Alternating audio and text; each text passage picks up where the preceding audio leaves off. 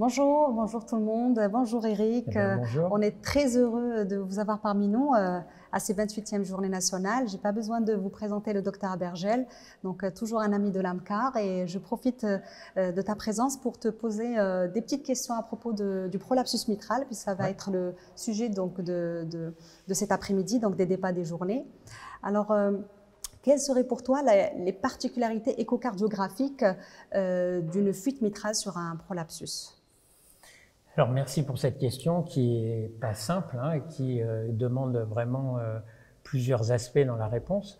Les particularités échographiques, la première chose, c'est tout dépend ce que tu cherches. Il y a plusieurs temps. On ne peut pas tous les traiter, mais on va déjà parler du temps du diagnostic lui-même. On ne peut pas faire un diagnostic de prolapsus et mettre dans un compte-rendu, voilà, il y a un prolapsus mitral. On est plus exigeant et ce que l'on doit, c'est être plus précis, en particulier dans la localisation. Et aujourd'hui, avec une échographie transthoracique, on est capable de vraiment répondre à l'anatomie que tu connais de la valve mitrale, c'est-à-dire avec ces trois fameux segments postérieurs, P1, P2, P3, qui sont vraiment trois parties individualisées de la valve postérieure, qu'on appelait autrefois la petite valve, et puis le feuillet antérieur, qui répond à la même anatomie, même si lui, on n'a pas une individualisation. Et donc, en multipliant des incidences, une parasternale grand axe, petit axe, une 4, une 2 cavités, il va falloir aller explorer toute cette valve et être capable de dire, eh bien, il s'agit d'un prolapsus de P2, pas au hasard puisque c'est de loin la localisation la plus fréquente, mais parfois aussi des localisations plus excentrées sur P1, P3 et éventuellement sur des prolapsus de valve antérieure ou de valve combinée. Et c'est évidemment très important puisque aujourd'hui, non seulement on a bien sûr les techniques chirurgicales, on a aussi les techniques percutanées avec la nécessité de faire ce bilan de localisation très précis pour pouvoir adapter la meilleure thérapeutique. Et puis ensuite, il y a la quantification. Est-ce que cette fuite est sévère ou non? Et ça, c'est vrai pour toutes les insuffisances mitrales.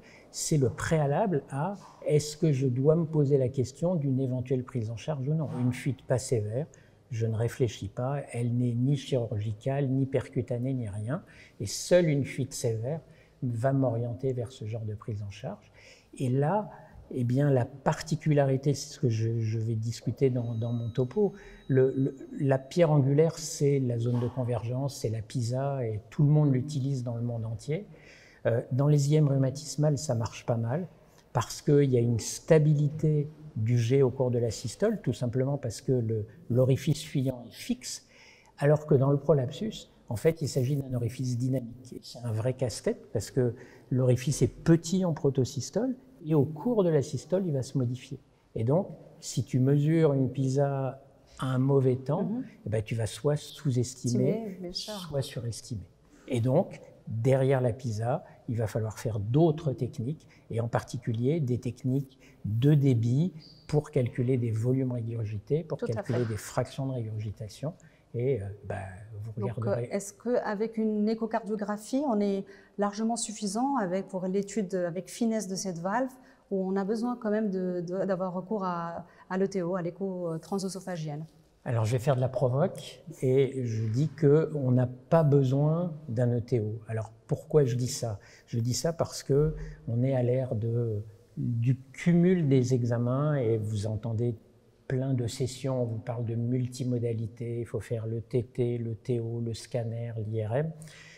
Comment l'expliquer? Je pense que plus on propose aux cardiologues en particulier, pour être très simple, si vous dites à un cardiologue, fais ton examen, mais de toute façon, il faudra faire d'autres choses pour savoir si la fuite est effectivement importante ou non, déjà, sur le plan intellectuel, il va être totalement démotivé, il va se dire de toute façon mon examen, j'aurai recours à autre chose. Voilà, mon examen ne sert à rien. Donc je dis, faites vraiment un ETT de qualité, ça veut dire il faut y accorder 20-25 minutes d'examen et vous avez vraiment le temps et faites tout ce qu'il y a à faire. Mettez un électro, réfléchissez, faites suffisamment de paramètres. Surtout, essayez d'analyser la concordance de vos paramètres, et ça c'est très important pour tous les types d'IM, et dans ces conditions on s'en sort. Alors après j'ai dit que je fais l'avocat du diable, pourquoi? Parce que bien évidemment le TO a une place primordiale, tous nos patients qu'on amène à la plastie mitrale vont Tout avoir à fait. le TO préopératoire. Tous les patients qu'on amène au clip mitral vont évidemment avoir un ETO plus que large pendant toute la procédure.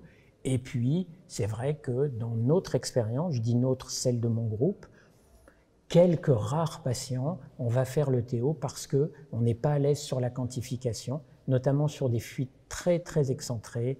Dans mon expérience, c'est souvent P3, des P3 très très loin, où là, le TO te montre à l'évidence une fuite majeure alors que tu étais dans l'hésitation, mais c'est vraiment pas le quotidien. Très bien.